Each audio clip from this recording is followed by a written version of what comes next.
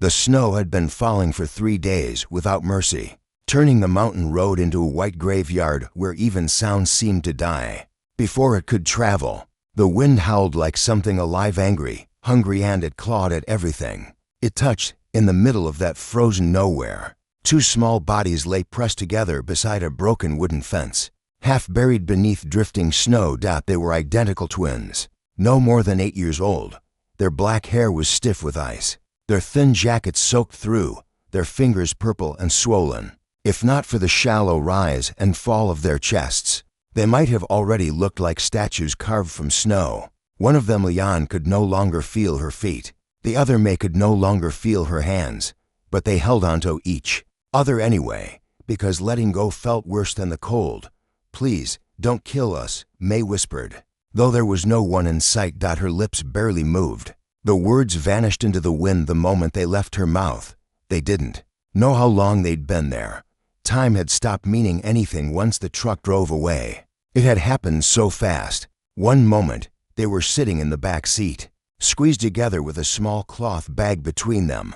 The next, the truck stopped. A man shouted. A woman cried.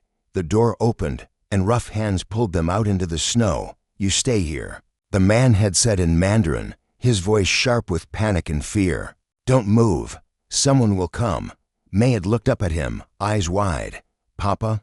But he couldn't look at them. Neither could the woman. She turned her face away, tears freezing on her cheeks as the truck door slammed shut. The engine roared. Tires spun, and just like that, the only family the twins had ever known disappeared down the mountain road, swallowed by white. At first, the girls waited. They truly believed someone would come back. Leon even waved, her mittens slipping off into the snow. But the hours passed. The light faded. The cold grew teeth. Now, deep into the third night, hope was the most dangerous thing they had left. Leon's head rested on May's shoulder. Her breathing was shallow, uneven. May tried to rub her sister's arms, but her own hands felt like they belonged to someone else. She couldn't feel her fingers anymore, only a dull, burning ache that pulsed with every heartbeat. "I'm scared," Leon murmured. May swallowed hard. She wanted to be strong. Big sisters were supposed to be strong even when they were born minutes apart. "Don't sleep," she said, forcing the words out. "Mama said, don't sleep in the cold." But Leon's eyes fluttered anyway. That's when May heard it. At first, she thought it was the wind changing direction. Then came the sound again, low, rhythmic, steady. Hooves. Her head snapped up, heart slamming against her ribs. She squinted through the snowstorm, eyes burning, vision blurred. The sound grew louder, closer. A shadow moved through the white. Then another sound, metal creaking, leather asterisk shifting. A horse, a man's voice cut through the storm, deep and rough. "Easy, girl, easy." May tried to scream. Nothing came out. The shadow stopped. For a long moment, nothing happened. Then boots crunched through the snow. Heavy and deliberate, a figure emerged, tall, broad-shouldered, wrapped in a weathered brown coat dusted white. A cowboy hat set low on his head, brim crusted with ice. His beard was thick, his face lined by years of sun and wind. He wasn't Chinese. He wasn't local. He looked like someone the mountain itself had carved. The cowboy froze when he saw them. 2 tiny shapes, one barely moving. "Oh hell," he breathed. He dropped to his knees instantly. Gloves already off. His hands hovered, unsure where to touch, fear flashing across his face. Hey, little ones, don't sleep. Stay with me." "All right," May found her voice at last. It came out broken, desperate. "Please, don't kill us." The words hit him like a bullet. His jaw clenched. "Kill you?" he said softly, shaking his head. "No, sweetheart. I'm not here to hurt you." He pulled his coat open and wrapped both girls against his chest, ignoring the way the wind cut into his back. Leon stirred, a faint whimper escaping her lips. "That's it," he murmured. "You're safe now. I've got you." But even as he said it, fear crept into his eyes. They were freezing, and the storm wasn't done yet. The cowboy's name was Ethan Cole, though the twins didn't know that yet. All they knew was the heat of his chest against their frozen bodies, and the way his arms refused to let go, as if the mountain itself would have to rip them away from him. He stood slowly, carefully, balancing both girls against him. While the storm tried to knock him back down, his horse, a big chestnut mare named Ruby, stomped nervously nearby, snorting clouds of steam into the night air. Ethan whistled once sharp and low, and Ruby moved closer, instinctively lowering her head as if she understood the urgency. "Easy, girl," he muttered, shifting the twins so he could free one hand. He shrugged off his coat despite the freezing wind and wrapped it around them instead, tucking it tight, sealing in whatever warmth they had left. The cold bit into his back instantly, but he didn't flinch. May's eyes stayed locked on his face. She was waiting for something: anger, cruelty, regret. She had seen those things before, but all she saw now was focus and fear. "You're gonna be all right," he said, more to himself than to them. "I swear it." Leon stirred again, her forehead hot against his collarbone. Ethan frowned. Fever, that was bad. Fever meant the cold had already gone too far. He lifted May first, settling her into the saddle, then carefully placed Leon in front of her, tying them gently with a spare scarf so they wouldn't slip. May tried to help, her numb fingers clumsy, but Ethan guided her hands patiently. "Hold your sister," he said. "Don't let go."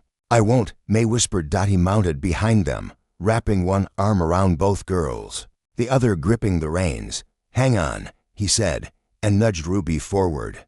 The trail back to his cabin was brutal even on a clear day. Tonight, it felt like riding through the mouth of death. Snow erased the path, wind pushed sideways, and ice coated the rocks beneath Ruby's hooves. More than once, Ethan had to dismount and lead her, shielding the twins with his body while his boots sank knee-deep into snow. Minutes stretched into hours. May's head drooped. Ethan noticed immediately. "Hey," he said sharply, "stay with me. Talk to me." She blinked, fighting sleep. "My sister. Is she's breathing," he said firmly. "So are you. That's all that matters right now." She swallowed. "Why did you stop?" Ethan didn't answer at first. He focused on the trail, jaw tight. "Finally," he said, "because someone once didn't stop for me." The words hung heavy between them. When the cabin lights finally appeared to weak yellow squares cutting through the storm, Ethan felt his knees almost give out. He rushed the last stretch, bursting through the door like a man chased by ghosts. Warmth hit them all at once. Ethan laid the twins on the floor by the fire, tearing open cabinets, dumping blankets, towels, anything that could help. He stripped off their frozen shoes, winced at the color of their skin, and rubbed their feet gently. Desperately, "Stay with me," he murmured again and again. Leon's eyes fluttered open. She looked around, confused. "Are we dead?" Ethan laughed, a broken sound that came out half as a sob. "No, kid, you're very much alive." Tears slid down May's face for the first time since the truck had driven away. Promises made in firelight. The night didn't end when the storm did. It ended when the sun rose pale and weak over the mountains, light spilling through the cabin window like a second chance. Ethan hadn't slept, not once. He sat on the floor all night, back against the wall, watching the twins breathe, listening for any change, any sign that the mountain would try to take them back. Leon's fever finally broke just before dawn. May noticed first. She reached out, touching her sister's forehead, then looked up at Ethan with wide eyes. "She's not burning anymore." He exhaled slowly, like a man who had been holding his breath for days. "Good," he said softly. "That's real. Good." They ate soup that morning, thin, salty, but hot. Ethan fed them slowly, spoon by spoon, making sure they didn't choke, didn't rush. The twins watched him closely, still unsure if this kindness had a price. "Will you send us back?" May asked finally. Ethan's hand froze mid-motion. "Back where?" She hesitated. "To the people who left us." His face hardened, not with anger at the girls, but at the idea itself. "No one gets to do that to kids," he said quietly. "Not on my watch." The words settled deep into both their hearts. Outside, the mountain stood silent, blanketed in white, pretending it hadn't almost killed them. Inside that small cabin, beside asterisk for Fifth's dying fire, something else was born. Not just survival, but family. Winter loosened its grip slowly, like a beast reluctant to release what it had nearly claimed. Snow melted into mud, icicles dripped from the cabin roof, and the mountain trails reappeared scarred but passable. For the twins, each morning felt unreal, like they might wake up back in the snow, fingers numb, breath freezing in the dark. But they didn't. They woke to the crackle of firewood, the smell of coffee, and Ethan's heavy boots crossing the cabin floor. Safety became routine, and that scared them more than danger ever had. Because routine could be taken away. Ethan noticed it first in May. The way her eyes tracked every sound outside. The way she flinched when trucks passed far down the valley. The way she never asked for anything. Not even food. Leon, on the other hand, clung. She followed Ethan everywhere. Small hands wrapped around his coat, terrified that if she let go, the world would steal him too. "You ain't going anywhere," Ethan told her one morning as he fixed the fence. "I promise." Promises were dangerous things. He knew that better than anyone. Weeks passed. The twins grew stronger. Color returned to their faces. Laughter, quiet at first, found its way back into the cabin. But the mountain never forgets, and neither do the people who abandon their blood. The truck returned one afternoon. Ethan heard it before he saw its engine grinding too hard for the road. Unfamiliar, wrong. He stepped outside, hand instinctively going to the rifle mounted near the door. The twins froze behind him. A white pickup crawled up the trail, stopping just short of the cabin. Two figures stepped out, a man and a woman, thin, tired, eyes heavy, with guilt and fear. May recognized them instantly. Her knees buckled. "That's them," she whispered. Ethan felt something dark rise in his chest, not rage, something colder. The man stepped forward, hands raised. We didn't know they were alive." Ethan didn't move. "Funny thing about kids," he said evenly. "They usually are." The woman began to cry. "Please, we were desperate. We owed money." They said, "Stop," Ethan snapped. "You don't get to explain this away." Leon buried her face into his back. "Don't let them take us." Ethan didn't even look down when he answered. "No one's taking you anywhere." The man's face hardened. "They're ours." Ethan's eyes finally met his. "Not anymore." The wind picked up, cold and sharp, as if the mountain itself leaned in to listen. Blood doesn't decide everything. The argument didn't last long. It couldn't. The law was hours away, and Ethan knew that sometimes justice arrived before paperwork. "You left them to die," Ethan said, voice steady but deadly calm. "That's not parenting. That's a crime." The man looked away. "We had no choice." "There's always a choice," Ethan replied. "You just chose yourselves." May stepped forward then, surprising everyone, including herself. Her voice shook, but she didn't stop. "We waited. We cried. We were so cold." The woman sobbed harder. "I couldn't look back." "That's the problem," Ethan said. "You should've." Silence fell heavy. Finally, the man muttered, "What do you want?" Ethan didn't hesitate.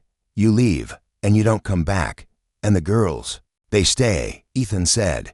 "With me." The woman collapsed to her knees. The man stared, weighing threats, calculating odds. Then he saw the rifle, saw Ethan's eyes. He nodded. The truck turned around. When it disappeared down the trail, May's legs gave out. Ethan caught her before she hit the ground. "It's over," he said. "I've got you." But deep inside, he knew this was just the beginning. Paperwork came next. Authorities, questions, long nights filled with fear that the system would undo what the mountain had decided. Ethan fought every inch, every form, every doubt. When the social worker finally asked, "Why do you want them?" Ethan answered simply, "Because someone has to." A family carved from survival. Spring arrived quietly. Wildflowers pushed through melting snow. The twins learned the names of birds, of stars, of trails that no longer terrified them. The cabin changed to extra beds, drawings on the walls, laughter echoing where silence once lived. One evening, as the sun dipped behind the peaks, May sat beside Ethan on the porch. "Will they come back?" she asked. "No," he said. "And if they do, they'll answer to me." She nodded, then leaned against him. It felt natural now. Leon ran up, holding a piece of paper covered in crayon. "Look, I drew us." Ethan studied it. 3 figures, one tall, 2 small, all holding hands. His throat tightened. "Looks perfect," he said. Years later, People would say miracles don't exist. Ethan would never argue. He had held one in each arm, frozen and abandoned, and watched them grow into something unbreakable.